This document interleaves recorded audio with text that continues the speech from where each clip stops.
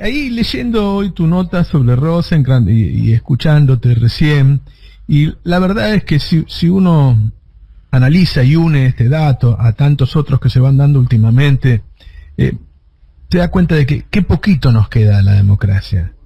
Qué poquito. Sí. Qué chiquito que es el poder político, cuando en estos días salen a discutir si Tolosa Paz tiene razón o no, de hablar de un golpe blando, y la verdad es que todos los días van ablandándonos para hacer ellos lo que quieren, ¿no? Porque que un medio de comunicación haya puesto a los últimos dos presidentes de la Corte Suprema de Justicia y que uno de ellos diga, yo igual voy a laudar sobre los casos en los que está involucrado Clarín, que fue mi cliente y seguramente debe seguir siéndolo, es que nos están diciendo, acá mandamos nosotros, ¿no? Sí. Digo, son los mismos que armaron causas para encarcelar no solo a dirigentes opositores, sino a empresarios que no los apoyaran o a dueños de medios por primera vez en la democracia. Recordemos que Clarín estuvo siempre, sigue estando,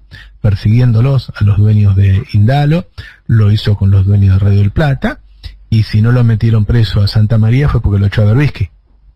Pero Clarín presionó todo el tiempo. Es Clarín el que sacó a la Procuradora General de la Nación, Gil Carbó, el que publicó los números de teléfono de sus hijos en una actitud mafiosa. Es Clarín el que desde el programa de La Nata le decía a los chicos que iban al colegio con los hijos de los jueces, que apretaran a los hijos, y hay un poder político que ni siquiera puede decidir si fijar los precios de los servicios públicos, ¿no? Entonces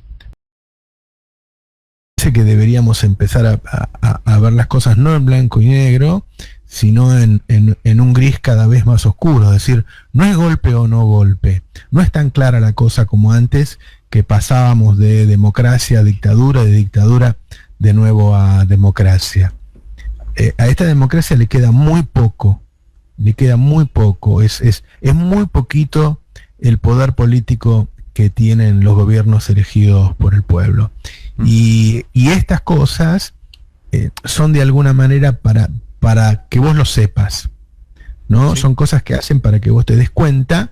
Si por si no se dieron cuenta, nosotros hacemos lo que se nos canta. Sí. Esta acción de Rosenkrantz es para decirte eso. Sí. Yo soy Clarín y yo hago lo que quiero. Las leyes que emiten los legisladores de este país no me tocan a mí. Yo hago lo que quiero. Y digo, vivimos en un país en donde, para hablar que el poder económico no es solo Clarín y que el poder político no logra algunos objetivos mínimos, nosotros exportamos los granos sin pesarlos. Nosotros exportamos el petróleo sin controlar cuánto sale. Es decir, no somos capaces de controlar el comercio exterior argentino, siendo que el principal problema que tiene la Argentina es la falta de divisas, que es la que genera la devaluación constante, y atrás del precio del dólar se va la inflación. Es un país que no puede controlar la fuga de divisas. Entonces, ¿a dónde está el poder político? ¿Qué es lo que vamos a elegir el 14 de noviembre? ¿A quién? ¿A quién?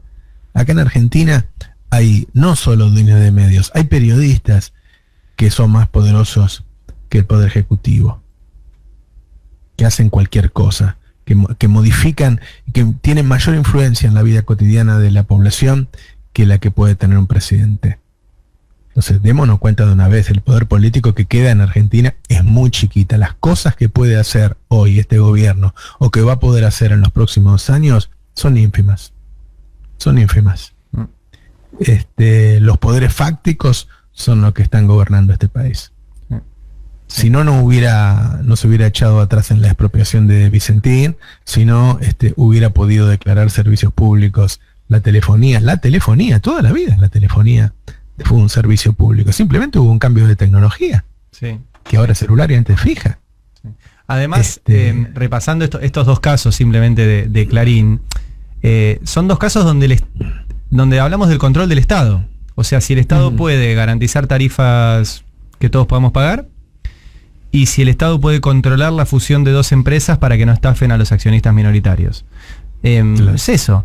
Y el tipo que fue abogado de esa empresa dice, yo me voy a meter, cosa que es ilegal, y además es obvio que se va a meter para decir el Estado no puede controlar.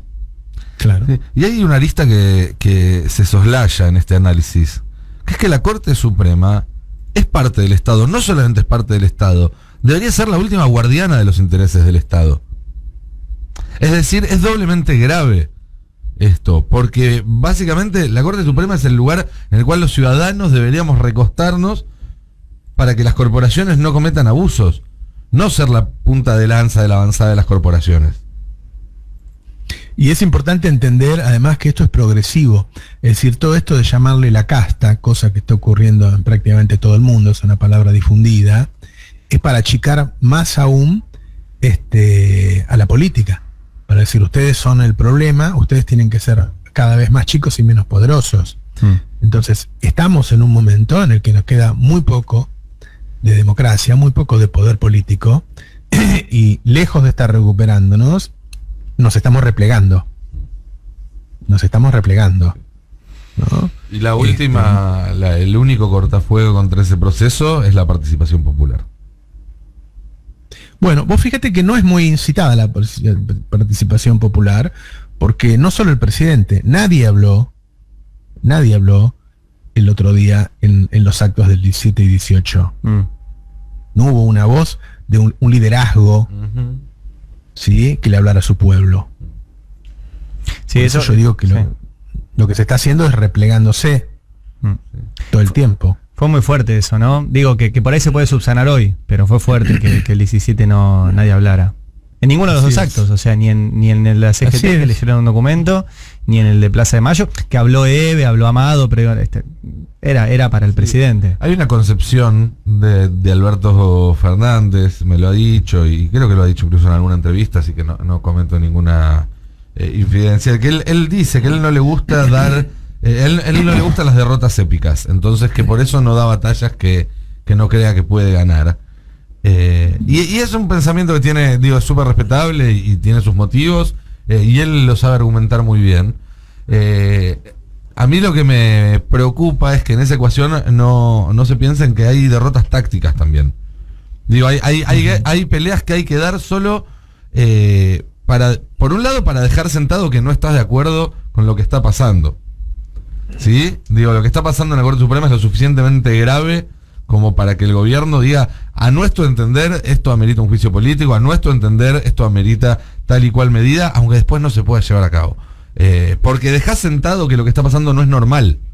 Y claro, eso ya, para empezar, cambia la forma en la cual se construye el relato alrededor de eso. Pero por otro lado, hay veces que uno puede ir a dar batallas, aún sabiendo que no lleva todas las de ganar, pero confiando en que eso puede poner en marcha un proceso que en el mediano o en el largo plazo te deje en una situación estratégicamente más beneficiosa que quedarte quieto porque sabes que no vas a ganar, lo cual hace que vas a estar en la misma posición ahora, en 6 meses o en 2 años.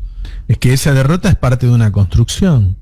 Bueno, de hecho lo mostraron en la Cámara de Diputados cuando no pudieron tratar la ley de etiquetado frontal, quedaron muy expuestos toda la oposición. Y ayer se trató, e incluso buena parte de la oposición, los radicales y la gente del ARI lo votaron. Solo los del PRO. Y fíjate. Votaron en contra. Y fíjate, ahí sirvió ir a perder hace 2 semanas. Sí, pero además, fíjate lo sobrerepresentado que estuvo en el discurso público la postura del no, que tuvo solo 22 votos en contra. Sí. Y sin embargo, llevamos semanas discutiéndolo como si fueran 2 bloques parejos, uno a favor y el otro en contra. O sea, cuando ganás 10-1, 200-20, ¿sí? En los medios parece que fue una pelea pareja. Cuando la pelea es pareja, en los medios parece que vas perdiendo por 10. Y cuando la tenés que remontar de abajo, en los medios te dicen es imposible, esto no se puede hacer, ni lo menciones, ni lo plantees, ni lo pienses demasiado fuerte porque te juega en contra. Ese es el mecanismo que hay que romper. Lo que creo que esta tendencia a replegarse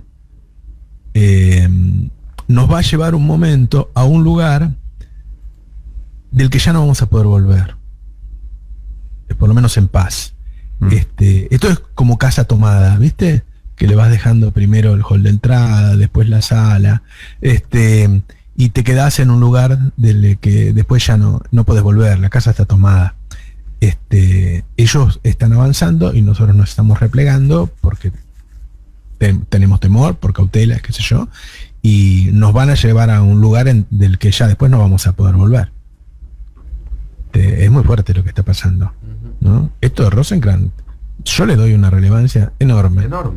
Enorme. ¿Viste? Es un empoderamiento. Hoy que conmemoramos la muerte de Néstor Kirchner, lo más importante que hizo Néstor Kirchner fue devolverle el valor a la política. Y sanear la corte en esa pelea. Sí, pero él empoderó a la figura presidencial. Claro. Y entonces después de él tenían que venir presidentes que fueran capaces. A ver, muchas veces se dice, hubo dos presidentes que realmente mostraron que hay poder político en la Argentina y que se puede manejar al poder económico porque realmente hicieron cambios fundamentales en la Argentina. Este discurso lo escuché muchas veces, que son Menem y Néstor. Y ahí hay un tremendo error, porque cuando vos gobernás para los intereses del poder económico, los cambios que hagas son a favor del poder económico. Eso no es el empoderamiento político. Si vos estás a favor de ellos, si tenés el viento a favor. El poder político es demostrar que podés gobernar en contra de ellos. Lo que hizo Néstor fue algo que hoy vamos perdiendo, ¿no? Es replegarse, no dar las grandes batallas, ir a discutirles, a darles la razón en pavadas, ¿no? Ahora la última es pedir perdón porque Tolosa Paz habló de un golpe blando y diciendo que le dicen que eso son cosas de los 70. ¿Cómo de los 70 si golpes blandos hubo en los últimos años en toda Latinoamérica? Duros también, 70? Y duros también, apoyados por partido, juntos, que es el que Tolosa Paz dice que está yendo por un golpe blando. Entonces, ¿por qué aparecen después un montón de personajes negando, desmintiendo o diciendo que están en desacuerdo con Tolosa Paz? ¿Por qué ese miedo constante? Si la verdad ahora ya no importa lo que digas o lo que hagas, porque aunque vos no hagas o digas nada, ponen a otro a hacerlo, ponen a un tipo a que incendie una cabaña y dicen que fuiste vos, ponen a un tipo a que pise una piedra y dice que fuiste vos. No importa lo que hagas. Entonces, yo estoy hablando no por esta elección, que faltan un par de semanas y están jugadas. Hablo por los próximos 2 años, porque si vamos a vivir replegándonos, quizá hasta puede llegar a algo, puede llegar a pasar algo.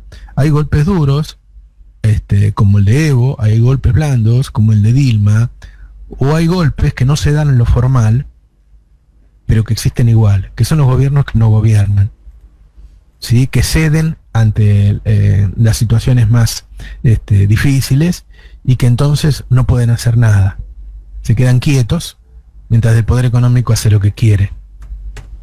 Podemos estar ante ese peligro, podemos estar aunque no se rompa institucionalmente, pero que nosotros no hagamos nada, porque el Congreso no va a tratar nada y los jueces no van a dejar que el gobierno haga nada.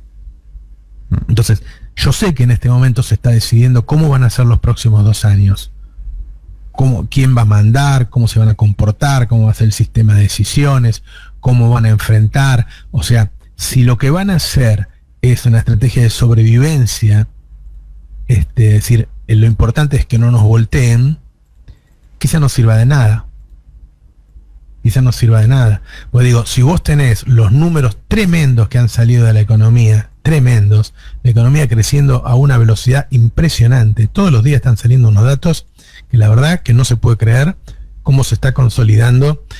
Digo, el índice de actividad económica de agosto fue un crecimiento del 13%, y a la gente no le llega, ¿no? Y Coto y Chango Más y qué sé yo, te dicen, no, yo no te voy a hacer caso. Bueno, eso es no tener poder político. Entonces, guarda que quedarse 2 años más, evitar un golpe duro o un golpe blando, si vos te manejás de esta manera, el resultado final, es decir, el sufrimiento en la vida cotidiana de la población, puede ser el mismo que si gobiernan ellos. Te vas acercando de a poco a eso, ¿no? Así que bueno, me pareció una movida como para que nos ponga a recapacitar. Sí. Si ejercer el poder formal en la Argentina sirve de algo a esta altura, ¿no? Digo, a ver, vos le das, no sé, a los jubilados le das un descuento mucho mayor en los medicamentos que el que le daba antes, pero resulta que los medicamentos ahora aumentan el doble que la inflación. Claro. ¿No? O le das a la gente una tarjeta para que compre, para que compre alimentos, pero los alimentos suben por arriba de la inflación.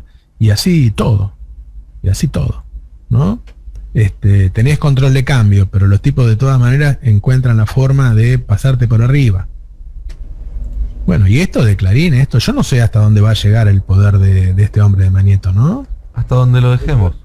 Yo contaba ayer en el programa que yo vi una exportación muy muy grande de arroz de Aranda, el socio de Manieto, que vendía el arroz, hacía figurar como que vendía el arroz a un precio más barato que la cáscara de arroz, es decir, que el insumo básico. Obviamente él no pierde plata, él lo que estaba haciendo era subfacturando, lo triangula a otro país en donde los impuestos son más bajos y exporta ahí con el precio que corresponde. Pero eso si lo vi yo, lo vi todo el mundo. Te digo más, se lo hice saber a las autoridades y no hubo ningún resultado. Es decir, Aranda sigue evadiendo. Entonces nosotros estamos discutiendo quién va a pagar el ajuste para firmar con el Fondo Monetario Internacional. Si vamos a subir las tarifas, en qué va a ahorrar el Estado. Y resulta que estos tipos pasan por delante nuestro evadiendo y no pasa nada. Y no pasa nada, ¿por qué? Porque no tenemos poder. Pero nuestra estrategia es, bueno, sobrevivir hasta ver si más adelante hacemos algo. Bueno, ellos nos muestran, nos la pasan por la cara con estas cosas, ¿no? Mirá lo que hago. Mirá lo que estoy haciendo. Bueno, eso. Che, no sé si vieron la nota de economía del Destape, que da la inflación, lo que está pasando con la inflación en el mundo. Eso para ponerle un poco de contexto a lo que está ocurriendo en Argentina. La inflación mayorista en Irlanda, escuchen este número, ¿no? 54%. La inflación mayorista en España, 24%. Y así hay un montón. Bueno, en Alemania 13%. Alemania venía del 1,8 el mes pasado. Es decir, se está multiplicando por 10. Claro. El fenómeno. Bueno, Irlanda con más inflación que Argentina. Es un fenómeno mundial. Es un fenómeno mundial muy relacionado a la pandemia, ¿no? En este caso con una gran influencia de la energía, que es algo que nosotros no estamos sufriendo por seguir el plan gas, uno de los buenos planes que hemos tenido en Argentina. Pero bueno, estos son, viste que los medios en general no publican lo que pasa en otro lado, ¿no? Cuando les conviene. Claro. Cuando sí, pero mira. Claro. Y después, la gente del PRO votando ayer contra el etiquetado frontal con unos argumentos muy qué sé yo, le hablaban a chicos de 8 años, no sé, los chicos de 8 años son más inteligentes que eso. Muy una legisladora diciendo, y le van a poner etiquetado frontal a los choripán que hay afuera. Sí, Fabi pasó varios. El de la chocotorta fue bueno. Sí, el de la chocotorta fue entre Massa y un diputado del PRO, Luis Patiño. ¿Lo escuchaste? No. ¿Querés? No. Dale, ponelo. Lo tenemos igual, pero no, ahora lo buscamos. Pero ¿a quién le hablan, no? Con ese discurso y además qué descarada forma de defender a los grandes empresarios. Bueno, le hablan a ellos.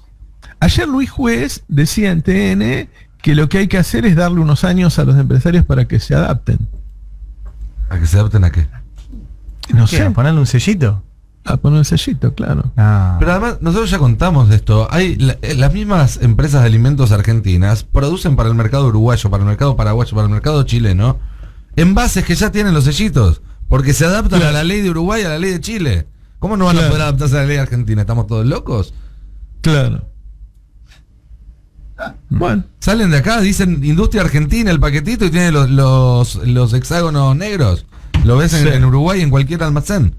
Son Sí, el mismo sí, producto, sí. dice Industria Argentina, y el paquete ya viene con los hexágonos. O sea, ni siquiera es que tienen que programar demasiado la impresora nueva. Es cuestión de apretar 3 botones. así es. Y la vía Vidal también diciendo cómo se ocupan de eso si hay un 50% de pobres. No sé qué tiene que ver una cosa con la otra. Es muy interesante ver las declaraciones de Vidal cuando era gobernadora y hablaba de las empresas alimenticias que subían de precio cuando no había nada que lo justificara. Claro. Decía exactamente lo contrario que ahora. Y digo, y yo creo que es al contrario, porque en general, ¿vieron? Yo hablo mucho del tema salud. A mí me impresionan muchas ciertas estadísticas de salud de este país, ¿no? La diferencia en la expectativa de vida de las personas que tienen dos cosas, una buena prepaga y un buen nivel de información sobre cómo cuidarse a diario, y las personas que no cuentan en eso. O algunos tratamientos complicados, como puede ser del cáncer o del corazón y qué sé yo, y los pronósticos de salud en los distintos casos según también el poder adquisitivo, ¿no? Y en este caso me parece que al contrario, que esto ayuda más a los más pobres, porque en general, si vos ves la clase media, esa clase media que sale a correr todos los días, que come ensaladita y qué sé yo, bueno, más o menos ya aprendieron que si se cuidan, van a vivir más años y van a tener mejor calidad de vida. Es cierto que los pobres a veces no pueden elegir, pero guarda que esa ley le dice al Estado que además los alimentos que le dé a las personas que reciben bolsones y Sí. qué sé yo, también tienen que ser saludables. Sí, no se pueden donar alimentos que tengan estas Que advertencias. sean altos en grasas trans o todo eso. Sí. Entonces, al contrario, la ley defiende más a la persona más humilde que por ahí no conoce todo eso, no tiene esos chequeos anuales que te agarra el médico y te dice, no comas esto, no comas lo otro. Sí, y además no puede elegir en ese marco. Entonces, digo, ante la no elección, mejor siempre optar por productos más saludables. Claro, pero bueno, este es otro, digo, lo uno al principio del comentario, es otra demostración del poder que tienen los tipos. Sí. Y la verdad es que el tema de cuándo empieza también es todo un tema, ¿no? También es todo un tema. Porque una de las formas de incumplir la ley en Argentina son los plazos. Son los plazos. Es cuánto tiempo me tomo para cumplir lo que vos me exigís. Bueno, y cuando llega el fíjate, tiempo, viene un juez y al juez se lo postergo y qué sé yo. Todavía y quedo estamos 10 años sin hacerlo. esperando que la familia Macri pague la primera cuota del canon del correo. Claro, Exactamente. 20 años vamos con esa. 20 años. Sí, 20 años. Me acuerdo, ahora que estamos hablando del Poder Judicial, una de las grandes discusiones es qué hacemos con la Corte. Juntando todo, juntando a Rosenkrantz, lo que vos estás diciendo, juntando a Néstor, que el primer tema que encaró y su primera cadena nacional fue justamente para qué hacemos con la Corte, y qué puede hacer el gobierno en estos 2 años. Hay una discusión de si se amplía o no se amplía la Corte. Que eso permite, si vos ampliás el número de miembros de la Corte, negociar. Digo, si pasás de los 4 que van a quedar ahora a 9, tenés 5 cargos para negociar con la oposición y por ahí eso se destraba. Pero aparte, esto que vos decías de que no se publica lo que pasa en otros países, hay otros países que tienen tribunal constitucional aparte de la Corte. Y ese tribunal constitucional simplemente decide si algo que votó el Congreso es constitucional o no, punto. Y eso dura una semana, 10 días. No dura mucho, porque no hay mucho que ver, digamos, no hay mucho que opinar. La Corte, cuando tuvo que decidir sobre la ley de medios, habían pasado 4 años. Y fue rápida. Fue rápida porque era un tema que estaba ahí. O sea, Claro. acá en la Argentina tardamos años y años y años para que 4 tipos, que son eso, la Corte, decidan si una ley es constitucional o no, cuando lo podían resolver en 15 minutos. Y bueno, yo ayer hablaba también de cuando vos formás gobierno, cómo elegís ¿cuál es el criterio de elección del gabinete? ¿No? En este caso, por la coalición, se eligió según un poco la cantidad de votos que tenía cada uno, qué sé yo. No salió así. Y después, muchas amistades, ¿no? Históricamente en Argentina, los gabinetes se conforman con con amigos, que en muchos casos no sabe nada del área que... Lo dije en un momento en que estaba hablando bien del gobierno porque me pareció muy bueno lo que hizo Matías Lamens en Previaje. Como aclaré, a Matías Lamens lo vi una vez, no tengo ninguna relación política ni personal, pero eso fue algo que hizo bien. Y yo digo que cuando vos vas a ocuparte del tema de medios, también tenés que saber que tenés que poner a una persona que realmente sea capaz de enfrentarse a ellos, ¿no? Cuando se conformó este gobierno se lo puso a Pancho Meritelo, que era de ADEPA. Sí. Pancho Meritelo. Y la pauta de Clarín es una de las pocas políticas de Estado que hay en Argentina. Para todos los gobiernos de las últimas décadas, la pauta más grande ha sido la de Clarín. Y yo he conversado con muchos miembros del gobierno, incluso con el presidente, diciéndole, miren, lo que se hace en el mundo con las pymes es diferenciarlo de las grandes empresas. Entonces las pymes pagan una tasa de interés más baja que las grandes empresas, tienen aranceles distintos, en algunos casos tienen cargas sociales distintas, para que haya mayor competencia, para que todo no quede en manos de esos grandes. Porque si vos dejás reglas iguales entre un grande y un chiquito, el grande cada vez va a ser más grande, el chiquito va a terminar muriendo y todo va a quedar en manos del grande. Entonces yo dije, cuando llegaron y se negaron a que haya una nueva ley de medios, ¿sí? Yo dije, bueno, listo, si no van a hacer nada con Clarín, lo que deberían hacer es explicitarlo, decírselo a la población, decirle, bueno, de ahora en más, la pauta del Estado no va a ser más para el más grande, va a ser más para el más chico, ¿sí? Y vamos a decir, bueno, nada, los 10 más grandes tienen esto, que es la obligación que tiene el Estado de darle pauta, pero va a haber un subsidio al resto de los medios que cumplan determinadas condiciones, ¿no? No como hacía Macri, que le decía a los periodistas, vos ponete un portal que tiene 5 visitas por mes y te doy 1 millón de pesos, sino en serio, dentro de un programa de trabajo, y entonces ahí sí le generarías competencia a estos tipos que son los que después te manejan todo el gobierno, no solo la cuestión comunicacional, como lo demuestran estos hechos recientes, ¿no? Y bueno, y eso nunca se hace porque le tienen mucho miedo a Clarín, porque después vuelven al llano, y Clarín en el llano realmente te hace mucho daño. Te hace mucho daño. Roberto, todo el mundo le tiene miedo a Clarín. Te vuelvo un poco para atrás en la charla porque hace un rato nada más, volvamos a hablar del tema precios por un instante. Igual todo tiene que ver con todo. Hace un rato nada más dio una entrevista a Horacio Rodríguez Larreta y se ve que le llegaron los resultados de los focus groups sobre el tema de los precios, porque dijo que con la inflación hay un tema de emisión monetaria, pero también de competencia y de monopolios, y que los monopolios no ayudan a bajar la inflación. Yo la verdad que creo que esta movida de Feletti, si querés te lo uno con lo del previaje, que me pareció excelente, es lo mejor de los últimos tiempos, por lejos.